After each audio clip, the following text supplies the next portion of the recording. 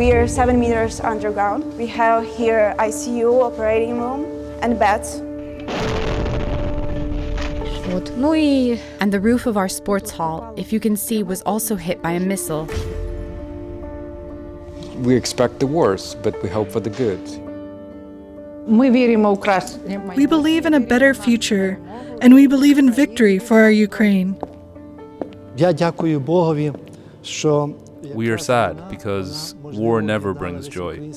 It brings sadness and pain. We will win, of course. What else is there to think about?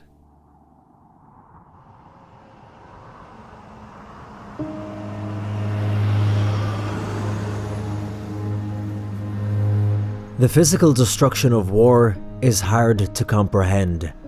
What were once people's homes now practically lay in rubble, burnt, bombed and destroyed. We're here in the town of Borodyanka, and as you can see, these apartment blocks have been completely and utterly destroyed by the Russian tanks and the bombing. You can see half of the building has collapsed. The apartments that are still standing are completely burnt out, and there's just a row of this all down through the town. But it's the human toll of this war in Ukraine that is most inhumane. It's heavy. Yegor is a 19-year-old Ukrainian soldier, and a few months ago he lost his leg after stepping on a mine in the Donetsk region. What do you remember from the moment when you stepped on the landmine? Were you knocked unconscious, or do you remember what happened? Yes. I remember everything. Every minute, every second. I remember flying through the air and landing on my back. I looked down and saw that my leg was missing, and I realized I had stepped on a mine. Well, my first thought was to shoot myself, because I didn't want to be captured by the Russians. Yegor was found by his fellow soldiers, and today is his first day with his new prosthetic leg. And as demand for these prosthetics are so high, they're being made right here inside the hospital. And under the hospital in the basement, they've built new wards and even an operating theatre in the event the hospital is struck by missiles. I want to return to the front line as quickly as possible and join my boys to help protect Ukraine. Yegor's unbroken spirit is impressive, but with the bitterly cold winter ice seen over Ukraine, the next few months are going to be tough for the people here. Today I'm travelling with the Catholic organisation, the Order of Malta, as they deliver aid to this psychiatric hospital outside the capital, Kiev. Earlier in the war, this hospital was taken by the Russians, and the vulnerable patients were held hostage. The patients helped each other to survive in this situation. For example, they made fires outside so that they could cook food, because there was no other option. The Russians were there with their weapons, all around the hospital. A nearby school was also taken by the Russians. The soldiers sprayed "Moscow is victorious" on the walls of the corridors. They painted their famous V symbol in various places, and in some of the classrooms, they even drew sexually explicit images depicting small children. They completely burned 2 classrooms into ashes and smashed all the desks and other material. It was terrible. And they wrote on the walls and on the tables. And the roof of our sports hall, if you can see, was also hit by a missile. That too remains demolished.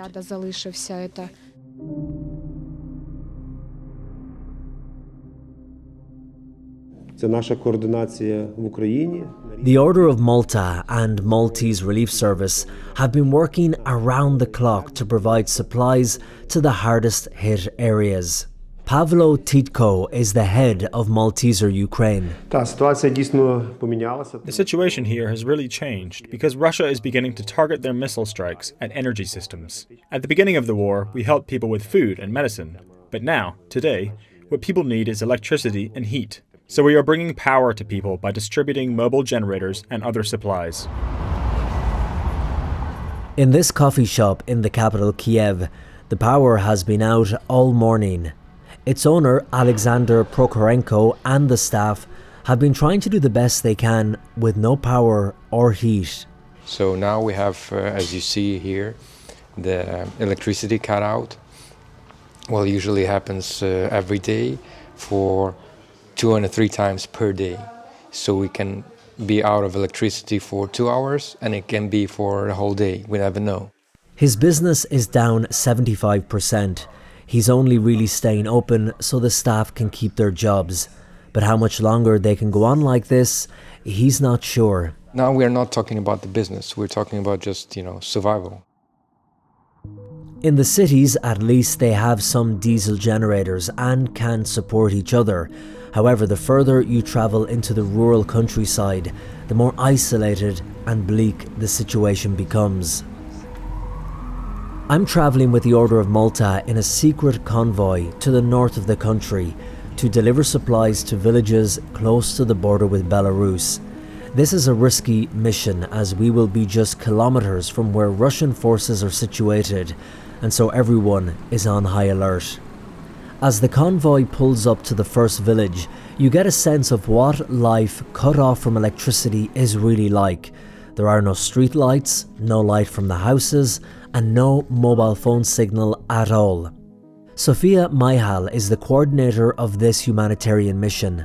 We are distributing our goods, food to people from the list. And the people here, as we can see, have no electricity, no telecommunications. They're completely cut off and isolated.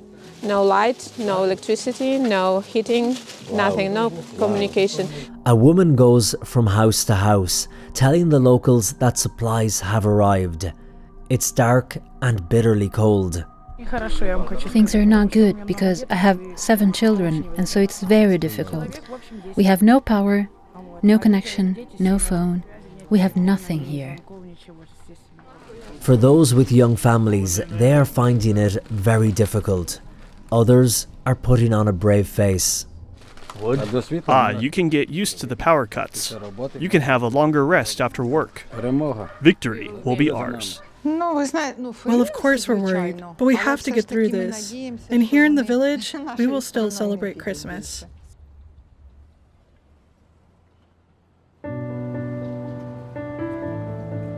Since the war started, 9 million Ukrainians have left the country, while others have become internal refugees. Many of them have ended up here in the city of Lviv in the west of Ukraine. This office building has been converted into a makeshift living quarters for a number of families, with 4 or 5 people living together in each room, sleeping on mattresses on the floor. We are from the Zaporizhia region, which is now occupied. This family with small children told me that they travelled for 5 days to escape the bombing, sleeping in their car along the way. Their baby was born just as the war started, and so has spent all her life as a refugee. And yet, the people's spirits still remain strong. For me, the most important thing is that they are healthy and live in peace without war. Well, I think maybe the Ukrainians will win. That's what we want. Each person I meet tells me again and again that Ukraine will be victorious, including Polya Sarkisova. I first met Polya back in March when she was living in a refugee centre. Now she has returned to the capital to try and continue her studies. Why did you decide to come back?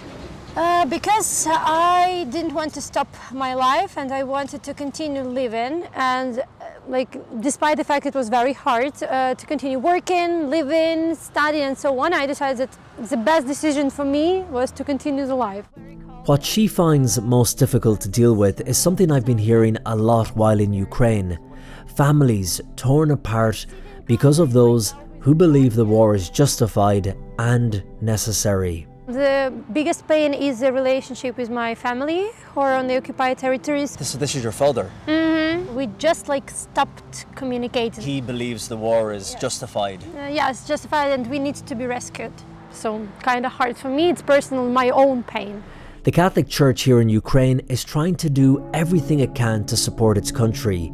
Father Zinovy Korkavai is the priest here and has the difficult task of trying to give spiritual relief to people at a time of war. I thank God that maybe the war has united the Ukrainian people. Well, I want to say that the church plays a critical role. It heals wounds that the whole of Ukraine is suffering from today. Children, families, communities and soldiers. And as the Apostle Paul tells the Jews, weep with those who weep, mourn with those who mourn, rejoice with those who rejoice. And we, together with the whole world, will be able to defeat the enemy, who is causing a lot of suffering, pain and wounds in Ukraine today.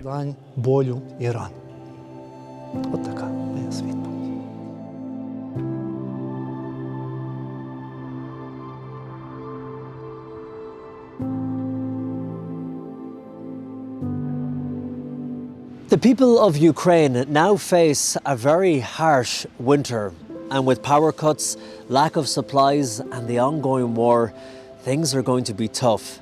But yet, as you've seen, their spirit and determination remains unbroken, even in the face of such uncertainty. In Ukraine, Colm Flynn, EWTN News in Depth.